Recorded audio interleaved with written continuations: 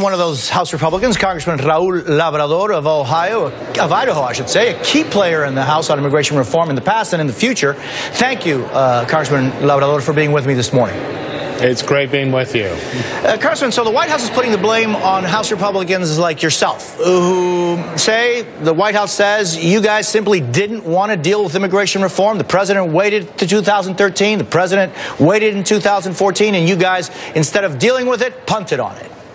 You know, it's so sad that Josh came on your show and he once again lied to the American people. It's sad that the president continues to tell the American people that we were not willing to work on immigration reform. You know better than anybody. Your brother and I worked for 6 months with the Democrats trying to get an immigration reform package put together. It was something that was going to be acceptable to the House. It was going to include all the areas of immigration that we needed to do. It was going to include border security, interior security, and the more the White House heard about what the House was doing, the more they interfered. His chief of staff, the president's chief of staff at the time, decided to call House Democrats and tell them that they needed to stop negotiating with House Republicans because they wanted the only vehicle for immigration reform. They wanted it to be the Senate bill.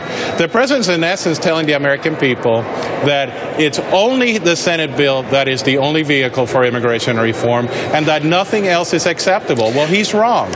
We can do things in the House, and we're willing to work on a step-by-step approach, and this president has refused to work with us in the House. Congressman, so you're saying that when this group of 8 that then became a group of 7 and then 6, 5, 4, 3, when you all were working on this, the White House called Democrats and told them to stop this negotiation. Tell me, who did they call and what was exactly that they did?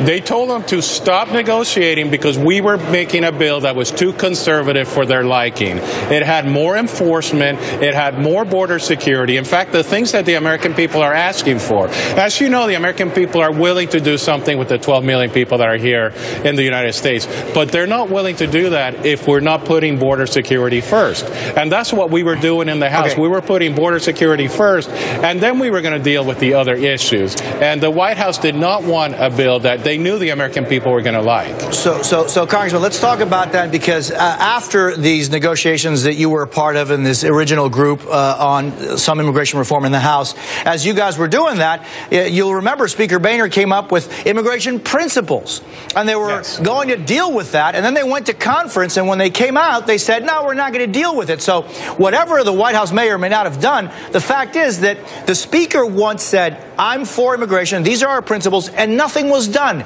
You can't blame the Democrats for that, can you? No, the Speaker came to us and he said that he was going to do all these immigration principles. And we told him we wanted to do something in a step-by-step approach, that we didn't need to deal with the issues in a comprehensive way like he wanted to do. The American people want this solved, but we cannot have a comprehensive bill. When you do a comprehensive bill, you have a lot of bad things in it. Look at Obamacare right now. Look at all the problems we're having with Obamacare. Anytime you have these omnibus bills, you have a lot of bad stuff in it. You have stuff that is not necessary. That's why we in the House Judiciary Committee have been dealing with immigration reform in a step-by-step way. We've dealt with high-tech immigration. We've dealt with the caps that we have on visas. We've dealt with border security, interior security. We've dealt with all the issues. We even dealt with the low-tech and the low-skilled immigration. We've done a lot of different things, but we have not been able to have a partnership with the White House or the Democrats because they want one thing only. They want the Senate bill, and the Senate bill is not good for America. So Congressman Labrador, and I'll ask you the same question I asked your Democratic colleague, Congressman Castro, in the last hour. Why is it so contentious? Why is it so difficult? Why is it almost impossible, it seems, to get people together to deal with an issue both sides say is broken?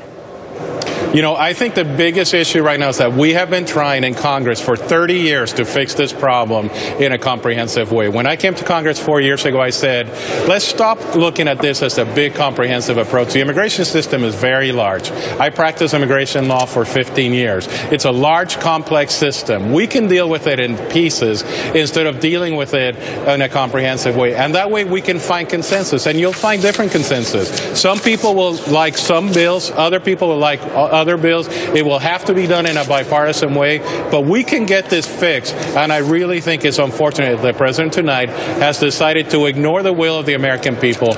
Even the Hispanic community is not happy about what he's going to do tonight. And I think we need to make sure that he doesn't do it. He needs to understand that he can come to the House, he can work with both House Republicans and Senate Republicans, and we can get immigration done in the right way for the American people. Idaho Congressman Raul Labrador, thank you for being with me this morning. Appreciate your time. Thank you.